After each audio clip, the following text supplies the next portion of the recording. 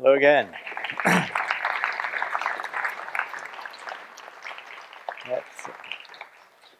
Can you hear me at the back, I hope? Yes? All well? Yeah, good.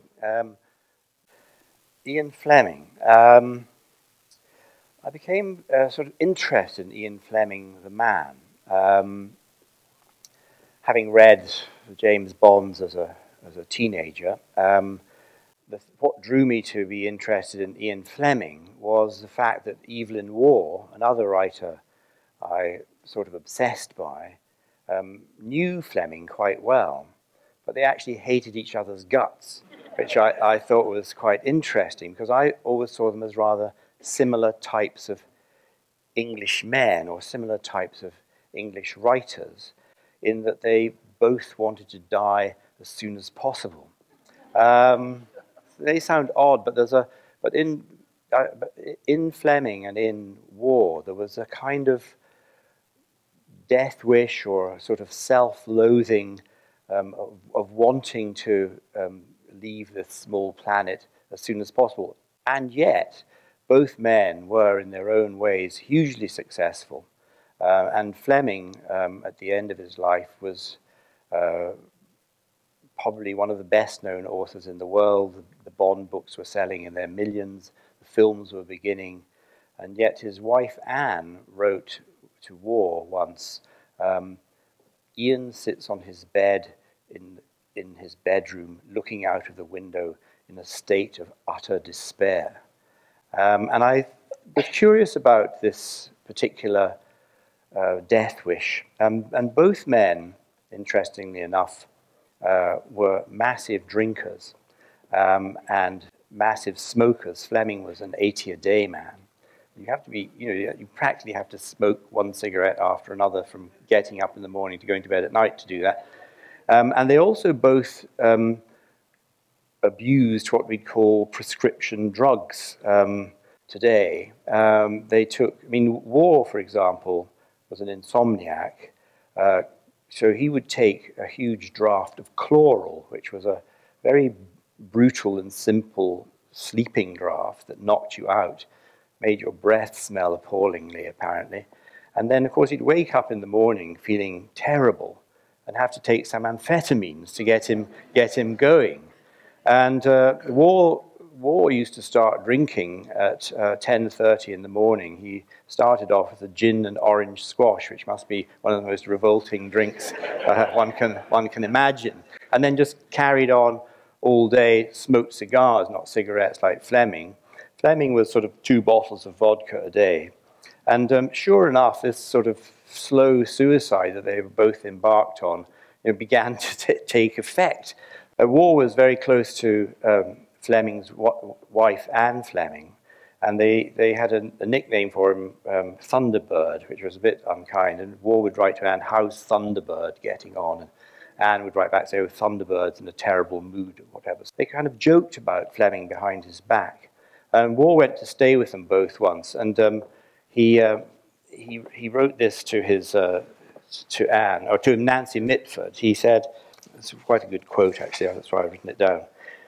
He went to stay with Fleming in their hideously ugly country house, he said, and he said, "Ian looks and speaks as if he may drop dead any minute. His medical advisors confirm the apprehension."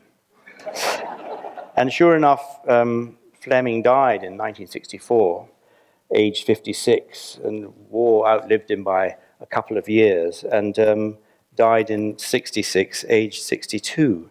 So both men got what they wanted, in a sense. They both ended their lives prematurely, but left this extraordinary legacy of the books they'd written.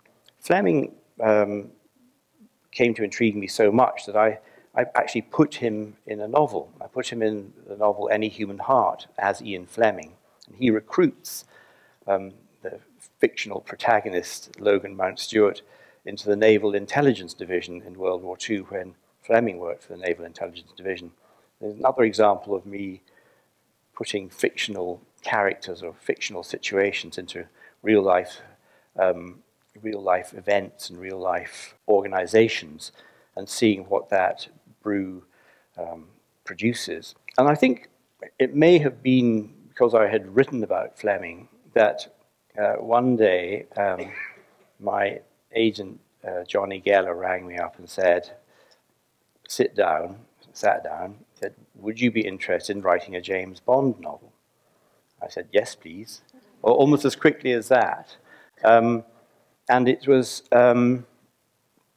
probably because of the Fleming Association initially.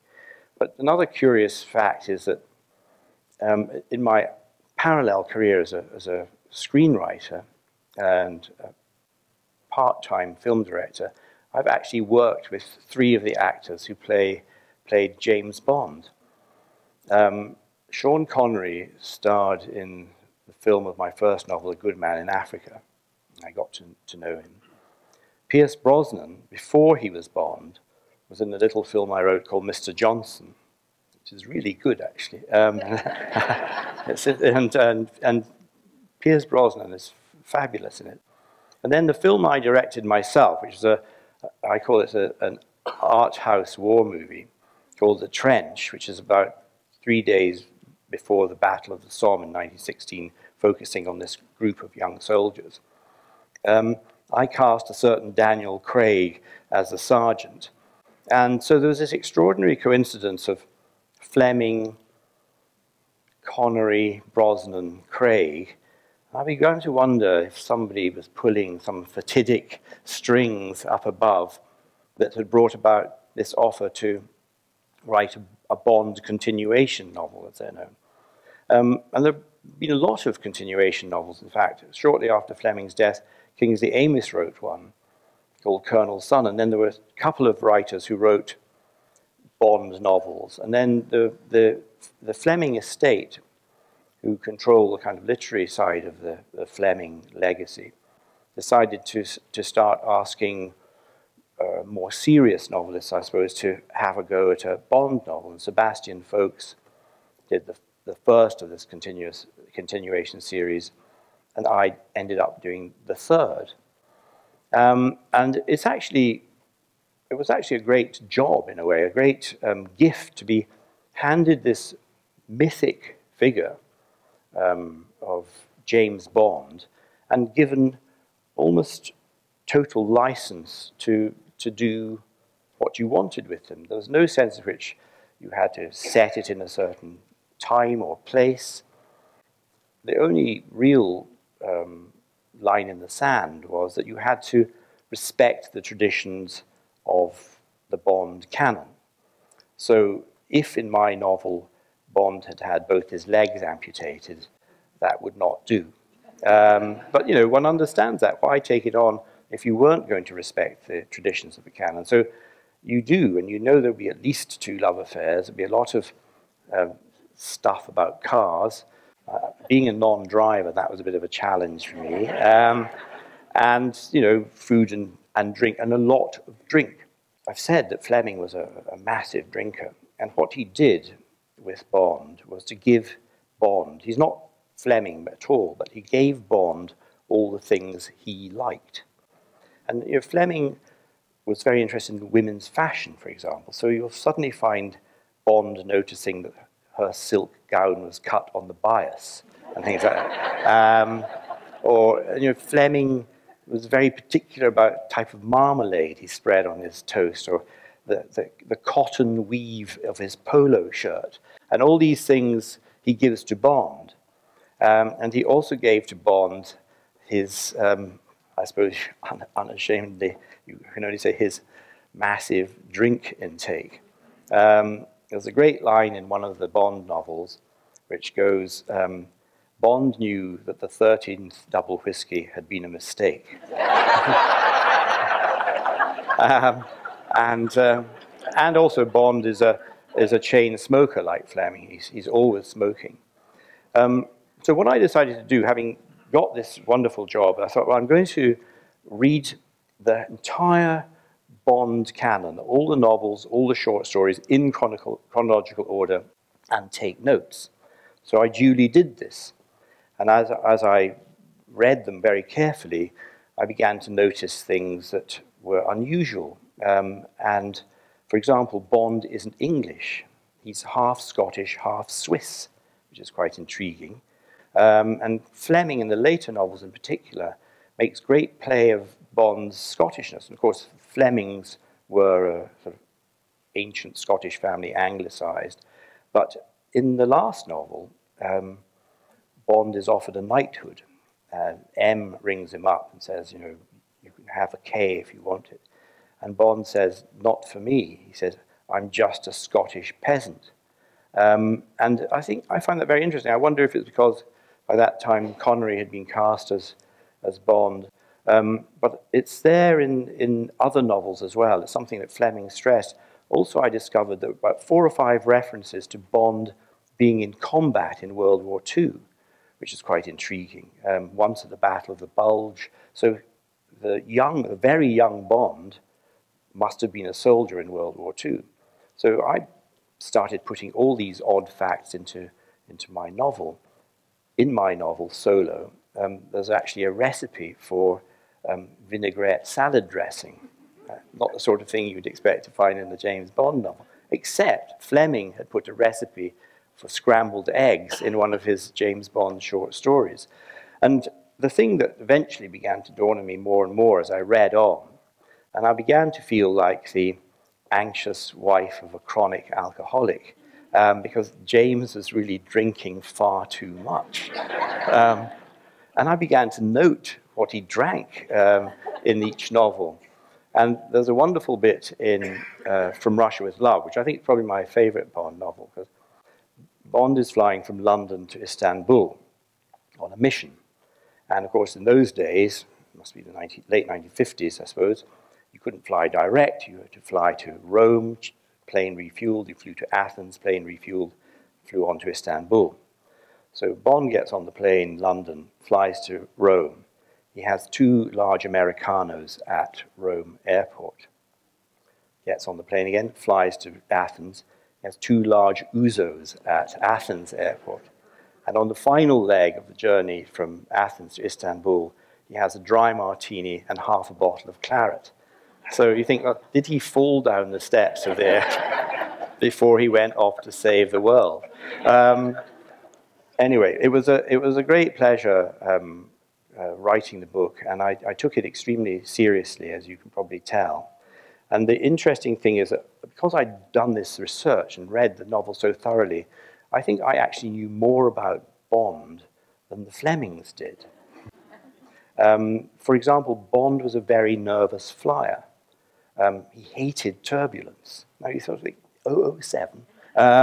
But it's there in the novels. Fleming put it down.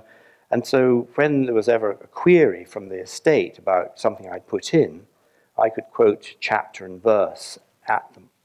And so it was very amicable. You were given, this incredible freedom to write what you want. And I took Bond, set the novel in 1969 when he was 45 years old, a middle-aged spy. I sent him to Africa, a country that no Bond novel has really taken place in, apart from the very end of Diamonds Are Forever. See how boring I can be about it.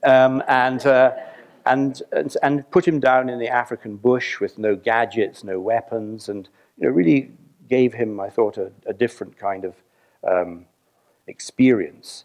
And also the other thing I did, which Fleming didn't do, I wrote the entire novel from Bond's point of view. So everything is seen through his eyes. You have access to his thoughts, his feelings, and his reactions. And so I felt, one of the things I said at the beginning, I wanted to create a portrait, an intimate portrait of this mythic, fictional figure based on all the information that Fleming had given us in his novels. And that somehow at the end of Solo, you would have a real sense of who Bond was. Bond was an avid reader. Did you know that? His flat in Chelsea was lined with books. All this evidence is in. He quotes Milton. He quotes all sorts of poets. Very, very interesting, complex figure. But as I say, everything that Fleming liked, he kind of gave to Bond.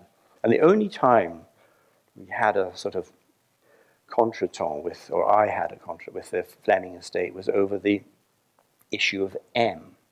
Because I had this theory, having read through the novels, and I knew that M was based on somebody Fleming had worked with at the Admiralty, who was sacked in the war, in fact. But Fleming really admired him.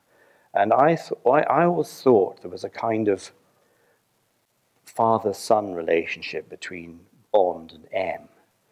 And the Fleming estate disputed this, and they said, no, that's not right. Well, it was a hunch, and I couldn't for once quote chapter and verse, so I didn't push that too far. But I'll give you read you a little bit of the Bond, where I try to pin down the Bond-M relationship. And you know, I think I'm right, but see what you think. Bond goes out to Africa, right, and he gets very badly shot there.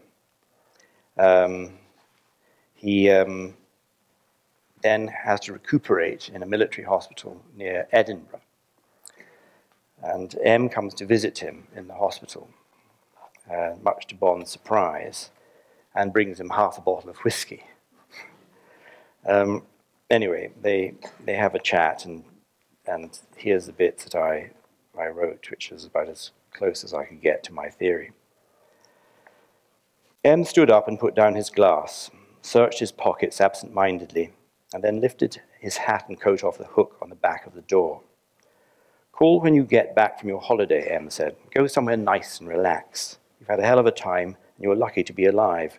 Get yourself really fit and well. Be self-indulgent. He patted Bond's shoulder. Bond stood, and they shook hands again as they parted. There was a tiny but palpable current of mutual feeling in the room, Bond thought, of barely discernible emotion. For all Bond knew, M only possessed a superior's affectionate regard for him, the respect due to a trusted and prized operative who'd done a good job and had put his life on the line. But on his side, Bond wanted to show that he was genuinely grateful for this unexpected informal visit all the same, that it marked something out of the ordinary, out of the line of mere duty somehow. But he couldn't think of anything to say without making a fool of himself or embarrassing M. Thanks for the whiskey, sir, was all he could manage in the end. It should be, thanks for the whiskey, sir. Anyway, that was my Bond adventure, one of my fictions, and I'm very proud of my Bond novel, and it sits on the shelf with the others, and was a fascinating exercise. But I tackled it in the same way as I tackle all my novels, this idea of trying to make the world that Bond was in and the person he was and the people he encountered as real as possible. So I was given this mythic figure and put him in a realistic novel. Now we're going to turn to the other individual on this adventure, Mr. David Bowie, late lamented David Bowie, because I invented a character, and he was very intimately involved in that character's fictional life. And it's a curious combination that I should have got to know him a bit in the 1990s. But it came about because I write a lot about art, and I'd written a couple of articles for this very sort of highbrow art magazine, quarterly, glossy art magazine called Modern Painters. And I was asked to join the editorial board of Modern Painters, and I felt very flattered and honored to do it, and I went along to the first editorial board dinner in a private room with various professors of art history and art critics and so on. And who should I find myself sitting beside but him, David Bowie. And he, at the same time, had been asked to join the editorial board as well.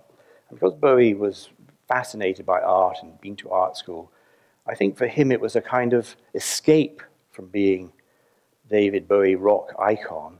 And he entered a world where he was on his mettle, just as I was on my mettle. I'm not an expert, just an enthusiast. And he was more David Jones than David Bowie in that room. And I'm convinced that some of the elderly professors present had no idea who that thin, blonde man was sitting at the end of the table. Anyway, we were the two new boys on the editorial board, both of us slightly ill at ease amongst all these sort of grand experts. And so we forged a kind of relationship and all sat beside each other. And, you know, as much as you can get to know somebody like that a little bit, I got to know him a little bit. And then one day the editor of the magazine said, how on earth do I get fiction into a serious art magazine? And I stuck up my hand and said, why don't I invent a painter? And she said, great idea. So I went away and I thought about this, and I invented a painter who I called Nat Tate, an American painter, born in 1928, died in 1960, committed suicide, jumped off the Staten Island ferry, body never found. But before he died, Nat Tate had managed to round up 99% of his work and had burned it. And that's why none of you have ever heard of it. Anyway, so I invented a life of Nat Tate. That's him. That's the only known picture of Nat Tate, by the way. Taken in London in the late 1950s. Handsome fellow. And having invented his life, and in order to make him, again, think of my credo, in order to make him as real as possible, I wrote a sort of long essay about his short life. But what I did to make it seem more plausible was find photographs, anonymous photographs, which I then captioned. Nothing like a caption on a photograph, I can tell you, of his stepfather, his gallerist, his studio, etc., etc. And then I asked two friends to remember Nat Tate. One of them was Gore Vidal, the eminent American novelist, who I knew.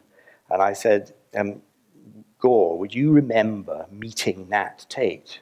And just give me your impressions. And of course, being a good sport, he did. He said, Nat was a good-looking boy, but he drank too much. He had an affair with Peggy Guggenheim. That's enough, that's enough. Stop there. That's all I need. He gave me a quote for the cover. And then I went to talk to another friend of mine, John Richardson, who's a very eminent art critic and is writing the biography of Picasso. He's written three volumes so far. He's got one more to go. But John actually knew Picasso. And he knew Georges Braque. And so I said to John, would you remember a dinner party where you introduced Nat Tate to Picasso at your house in Avignon in 1959? He said, yes, of course. And then, could you give him a letter of introduction to Georges Braque so that Nat Tate can visit Georges Braque's studio in Normandy? Perfect. So he did all that. And so I had, the last thing I had to do, because Nat Tate had destroyed so much of his work, only a few drawings remained. And luckily enough, I managed to lay my hands on 4 of them, which I did. And they were reproduced in this big article. So there we were in Modern Painters with all this stuff, photographs, Gore Vidal, John Richardson, actual art created by Nat Tate. And then David Bowie said, why don't we publish it as a little book, a little coffee table book? He had his own publishing company called 21 Publishing. And he said, we could make a lovely little book out of this. I said, great idea, David. Let's do it. So we did do it. And here is the first edition of Nat Tate, a beautiful little monograph full of illustrations. Nat Tate, an American artist, 1928 to 1960.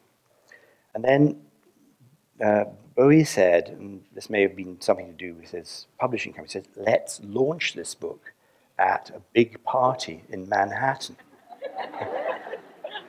That's Bowie, and that's Jeff Koons. Now, they were friends, and Jeff Koons, hugely successful kind of pop artist, I suppose you'd describe him, had an enormous studio in Manhattan. And Bowie said, can I use your studio for a launch party for this book? And Jeff Koons said, sure. And the invitations went out. Who wouldn't go to a party in Jeff Koons' studio hosted by David Bowie? Everybody was there. It's now one of these mythic parties, like Truman Capote's Black and White. You know, Brad Pitt was there. There were quite a few artists and quite a few New York glitterati and intellectuals. And so they had this big party took place. And what Bowie did, was to read from the book. There's Nat on the edge there. Read from the book, deadpan. And one of the things that he'd done was to write the blurb of the book, being its publisher. I mean, how cool is that? You know, David Bowie writes the blurb to your book, and he was very, very clever about it. And this is what he wrote about Nat Tate. January the 8th, it seems, is not only my birthday, but also the fateful day when the painter Nat Tate contrived to round up and burn almost his entire output. 4 days later, he jumped to his death from the Staten Island ferry, thereby completing the ragged circle of his life's events. William Boyd's description of Tate's working procedure is so vivid that it convinces me that the small oil I picked up on Prince Street, New York, in the late 1960s must indeed be one of the lost third-panel triptychs. The great sadness of this quiet and moving monograph is that the artist's most profound dread, that God will make you an artist, but only a mediocre artist, did not, in retrospect, apply to Nat Tate, David Bowie. Anyway, so he read extracts from the book to the assembled crowd. There's another picture, I think, of, there he is. There's Nat Tate. There's Jeff Koons behind him, looking slightly less happy, I think. I don't know if he suspected something was afoot, because this was a conspiracy, and there were only about 5 or 6 people who knew that the whole thing was a figment of my imagination. But, as conspirators will do, you know, careless talk costs lives, 2 of them were overheard discussing the hoax by the art critic of The Independent. And his condition for remaining silent was that he had to be brought into the circle of conspirators. What could we do? We said, yes, of course. But being a man with a nose for a good story at this incredible party in Manhattan with Jeff Koons and Julian Schnabel and Brad Pitt and all these people, he went around the room asking people questions about Nat Tate. And after Bowie's reading, he said, have you ever heard of Nat Tate? And people being people said, why, yes, of course. And what a tragedy that he died so young. And I remember that show in Pittsburgh. And dug a hole for themselves and duly jumped in. I actually wasn't at this party. I was on a book tour, and but before I'd gone on my book tour, I'd given a lot of interviews to the British press, because this big party in Manhattan was to be followed a week later by an equally big party in London, where exactly the same thing would ensue, where Bowie would read out passages of the book and we'd see what happened. My feeling was that it should be just a slow burn, that people would read this account of a life and think, this is a load of rubbish, and then turn the page and see that Gore Vidal said he was a good-looking boy, but he drank too much. And you think, well, if Gore Vidal, you know, remember, this is pre-Google. You couldn't do it now, but it's pre the age of Google. And I wanted just to say, I wanted people to challenge me, and I'd rebut them and so on. But the journalist realized that he had a story here, and he blew the hoax wide open 4 days later. On the front page of The Independent, it said, British novelist fools Manhattan art world. Well, had I? I don't think so. few people had, done the things that people do and say, yes, I've heard of somebody when that person didn't exist. But what it proved to me is that everybody loves a hoax, and particularly if you're hoaxing self-important, pretentious people, it's even more delightful. And the thing just blew up. It was a 24-hour media event. I was interviewed by Jeremy Paxman on Newsnight for 20 minutes. It was ridiculous. And all the Brits were saying, well, I knew it wasn't true. Those drawings are appalling. And leaving the egg on the face of their American cousins, as it were. But in fact, they had been hoodwinked, and two very eminent journalists had interviewed me and bought the story wholesale. I was lying to them, of course. But anyway, so that was a hoax over news event, but it wouldn't go away. People love hoaxes, and the book was translated into French, and then into Spanish, and then into German. We did 2 television documentaries about Nat Tate. And this actually is 20 years ago now, because the Jeff Koons party happened on the 1st of April, 1998. Get it? And it was all beginning to get a bit out of hand. I was feeling like Dr. Frankenstein with his monster. This little fairy tale. It was a kind of comment on what if Nat Tate wasn't a very good artist. And then he met a genius, Georges Braque, and he realized how crap he was and decided to kill himself. That was the kind of story behind the... But because the hoax had gone on, and of course because of Bowie's role in it, it just became bigger and bigger. And I went to the German publication of Nat Tate. I was interviewed on television. There was a big gathering in a very trendy art gallery in Berlin, 300 people. I was interviewed on stage by the editor of an art magazine about Kunst und Fiktion. And behind me was this enormous, 3 times the size of this, picture of Nat Tate over my shoulder. And I thought, this is getting totally out of hand. I have to do something about it, drive a stake through his heart or something like that. So I thought, what on earth can I do? What options are available for me as the creator of this monster to try and bring about some kind of closure? And so I thought, well, I know what I'll do. I'll do another Nat Tate drawing, and we'll sell it at auction at Sotheby's or Christie's. Fake artist, fake art, real money. That should somehow bring about closure, I thought. So I had friends at Sotheby's, and they were good sports as well, and they said, yes, let's do it. So I did this little drawing. It's about the size of a postcard. There it is.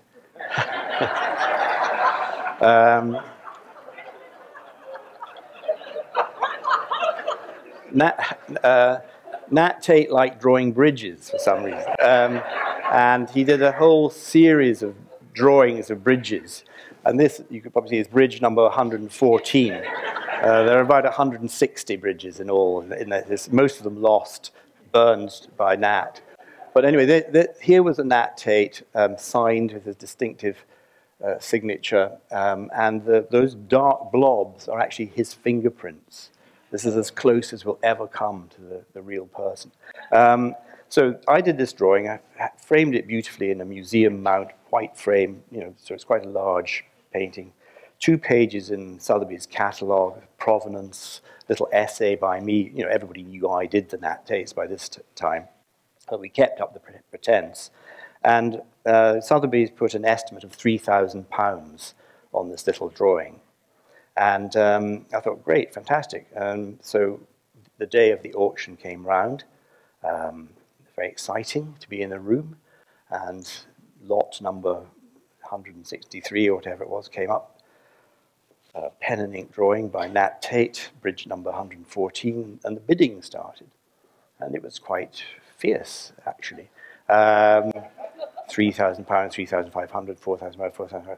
And eventually, it actually got to £7,500. And I was thinking, old age pension, you know, just I just need to churn out the odd Nat Tate. But I should say that actually the money was not going to me; it was going to a charity for impoverished artists. Anyway, it was sold for £7,500 to an anonymous bidder on the telephone. Bang! I said to the Sotheby's people, "Who was it? Who bought it?" I said, "There aren't many Nat Tates out there in the world. I need to know who's got this one." And they said, "Well, we can't tell you. It's, you know, that's the anonymous, you know, rules of auction houses. If the bidder doesn't want to be known, we can't let you know who he or she is." So I persisted, and then they asked the bidder and said, "Could we reveal your identity?" And the person said, "Yes, you can." And so Sotheby's people called me and said, "Who bought it?" I said, "It's somebody called Anthony McPartlin," who of course is Ant of Ant and Dec fame. And I thought, well, you know, Ant is an anagram of Nat. It couldn't be, in a way, it couldn't be better. But of course, it was a disaster for me, Dr. Victor Frankenstein, because it just, you know, gave new blood to my monster. And the closure that I had been seeking never actually emerged. And 20 years on, Nat Tate rumbles on. Bowie's death, of course, sparked new interest in that side of his life. When he auctioned his art collection was auctioned and so on, I found myself writing articles about Nat Tate and David Bowie, and I realized that actually it's doomed. I'll never get this monkey off my back. He's there for good. But in a way, it's a sort of tribute, I suppose, to the power of fiction, and tribute, in a way, to this strange credo that I have, which I'll read to you again, which I think is proved valid in the case of all the books I've been talking about and all my work. And it's certainly the sort of driving impetus behind Love is Blind, or the key factor in fiction, to make your readers believe in the truth of your story. They must believe that what they are reading actually happened. Any means to this end is acceptable as long as it works. But sometimes it can work too well. That's the problem. And I'm stuck with Nat Tate, but hey, there are worse things that can happen to you. Anyway, thank you very much indeed for coming along tonight. Hope you've enjoyed yourself. Thank you.